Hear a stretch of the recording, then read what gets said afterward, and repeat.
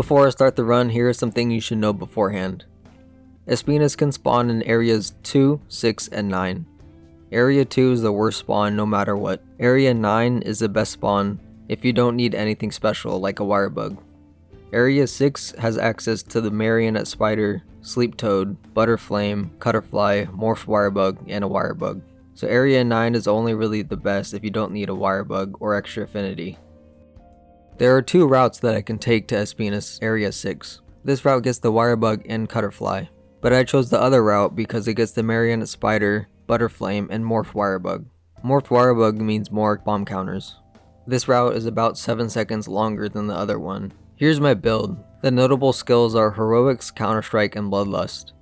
The reason I chose this weapon is because it has the highest raw. This run uses a lot of bomb counters, and Metsu doesn't scale with element at all. Espinas is weak to ice, so I just chose the ice sword and shield that has the highest raw.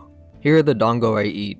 The reason I eat for Slugger 4 instead of Booster is because Espinas is really hard to keep under control, so I wanted as many KOs as possible and as soon as possible. If you don't know what an enhanced dongo fighter does, I recommend checking out my other video, link below. Now this isn't a perfect run. It was getting late, so I decided to stop and upload my best run. I made a few mistakes costing about 10 seconds total.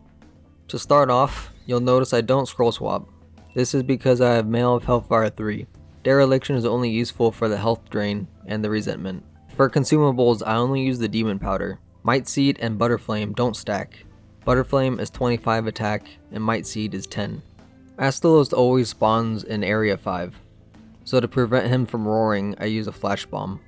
You can also polymute jump right before the roar to cancel it. You can't do that during the animation where you get an item. Right here I throw a bomb at him. This does many things. First, it wakes up Espinas and gets the enraged roar instead of a normal roar. It also damages me for faster heroics. Then I wirefall for Counter-Strike activation. If you touch him at all after exploding it, he'll either attack or do a normal roar. I want him to do the enraged roar because that makes him heated for better hit zones. What Bloodlust does is give you a virus that constantly drains your health. When you overcome the virus, the red portion of your health regenerates. And in this case, I don't want to regenerate any health, so I use a small bomb to get rid of the red health, and activate Counter-Strike again. For most other monsters, I'd use a pitfall trap while they're in the mounting state, but Espinas moves way too much in pitfalls, so I had to use a shock trap instead. This was my first mistake. I was trying to get to the head as I was throwing tranks, but that didn't work out. I use a plunging thrust instead of falling bash because I know either one will miss. Then I go into perfect rush because it perfectly times when I need to do a bomb counter.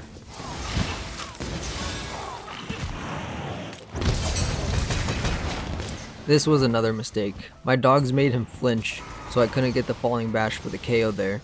That costed quite a lot of time.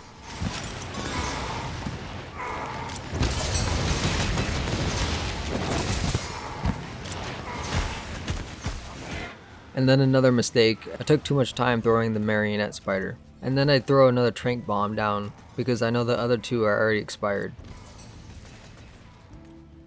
And at this point, look at my health. I can't do a mega bomb counter with 1 HP, so I do a small bomb counter instead.